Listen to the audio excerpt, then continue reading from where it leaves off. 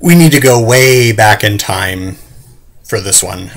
Back into the very ancient days when people lived very primitively. I'm talking about the time when people were still running around gathering fire from places where lightning had struck. I'm talking about the time where people did not have the good sense to wash their hands after going to the bathroom. Very primitive time. People were a mess. Very early days of humankind, and we did not have much in the way of accumulated knowledge of humankind. And what we're going to do for the purpose of this illustration is, in this ignorant and early day of humankind, we are going to transplant two figures. We are going to place in these primitive days Professor Sigmund Freud and Carl Jung.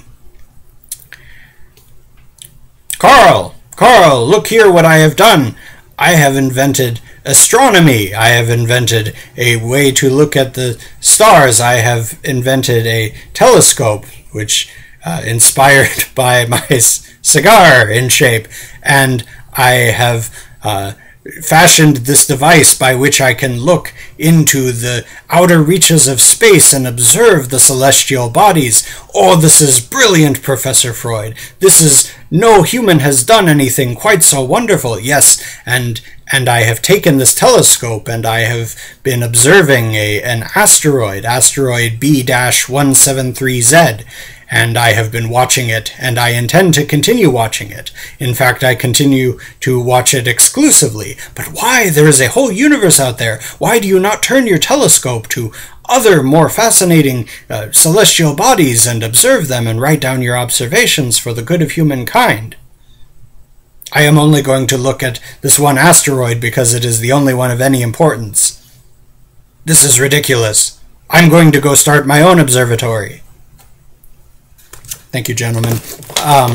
We use this illustration to illuminate some of the early days of psychology and some of the conflict that was going on between those two gentlemen in particular, and certainly two schools of thought. I love Sigmund Freud. People who know me well know that, and while I am a bit more of a Jungian in my worldview, Freud, specifically, I want to focus on the interpretation of dreams. Both men had quite a bit to say on the subject of the interpretation of dreams. Freud pointed out that in ancient times, in fact, the primitive days that we talked about, people tended to think of dreams as something supernatural, occurring externally, coming to them perhaps by divine revelation, the supernatural world communicating with them, that sort of thing. Naturally, Freud, being Freud, tended to reject this point of view, whereas what he would say was that dreams were wish fulfillment, the brain kind of in the unconscious state, fulfilling the wishes of the conscious state, if you will. Your instant objection might be, what about the dream where the crazy stalker is trying to stab me with a hunting knife? Freud believed that there was a part of our brain that was both at once attracted and repulsed by death. A concept that I think all of us can agree with on some level. Jung, on the other hand, believed in a collective unconscious. He thought that Freud's view was far too limited and that there were too many things unexplained. He believed that there were kind of this pool of subconscious material shared by humankind, that there might possibly be ways for human beings to communicate. This is starting to sound a little Art Bell, but outside of words and writing, that there are some things that all human beings may know, the hero with 1,000 faces, things that are in all of our collective unconscious and activate in our dream states. And each of the men would interpret dreams by their own rubric. Our topic this week is childhood dreams.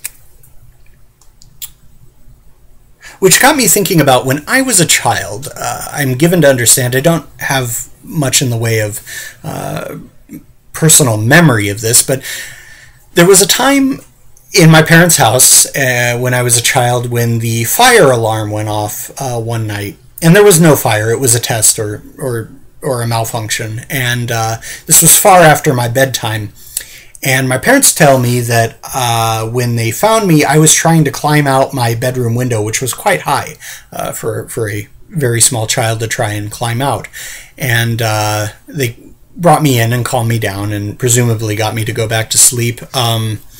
But after that, I had what are known as night terrors. Horrible, horrible nightmares in which I would wake up screaming and not be able to discern where reality and the subconscious, well, if you're young, you may not think that there is that much of a distinction, but anyway, the being able to discern where the conscious ends and the subconscious begins. I've made a few sketches to illustrate this week of two of the night terrors that I had when I was a child that I particularly remember.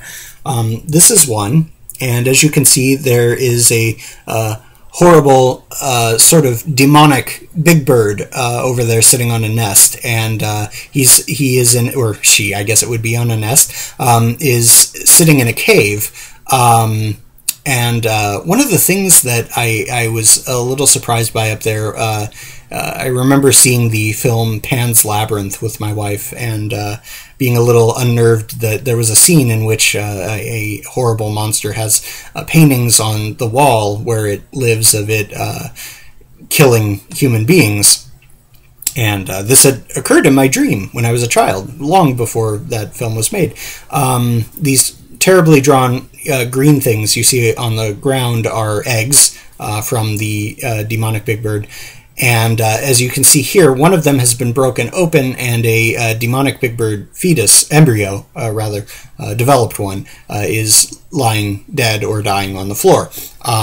And what you don't know because of the stagnant picture is that the big bird mother was affecting that outcome. She was going around and breaking open these eggs and letting the babies die on the ground. I certainly know what Mr. Freud would probably make of that. A lot of abandonment or anxiety about provision, that sort of thing.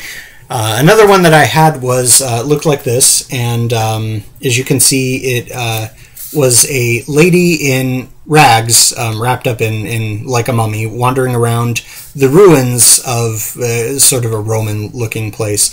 And in the ceiling, it's a hellish fire and blood dripping down out something out of Clive Barker, and the smoke all around. And the lady is wandering around saying the word irony in a very spooky and frightening way.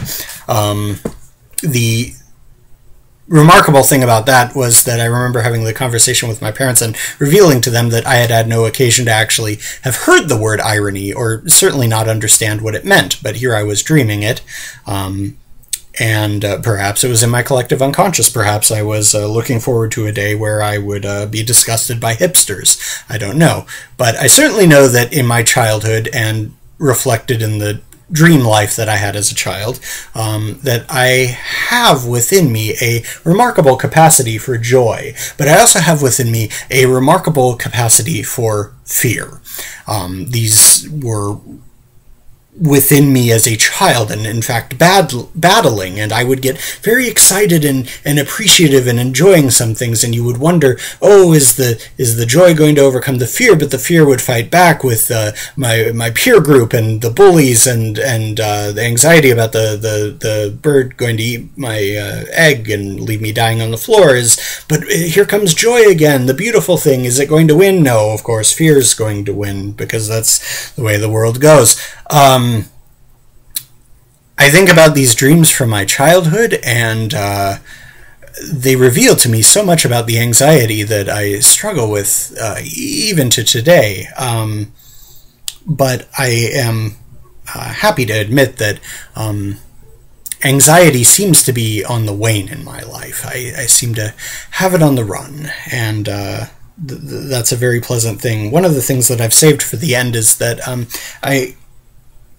it occurred to me in preparing this that the asker of the question may have been expecting me to speak about childhood ambitions, and in a way, talking about the night terrors of my childhood is a little less depressing than talking about childhood ambitions. I mean, I certainly think that most of us don't end up exactly where we intended to be. However, as a child, I know that I wanted to be a humorist at a time, and I know that for a good deal of my childhood and young life, I wanted to be an author of some kind. And while the harsh reality is that we keep food on the table and a roof overhead by having an occupation, being gainfully employed, this doesn't preclude us from being authors or artists or whatever it is that our dreams tended towards.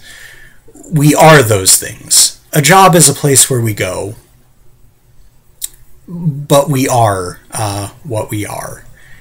And I think that's about all that I had to say about childhood dreams. I think that was a circuitous route, and I apologize for that. Hopefully somebody gained something from this. But as for me, that's all I have. Ta-ta.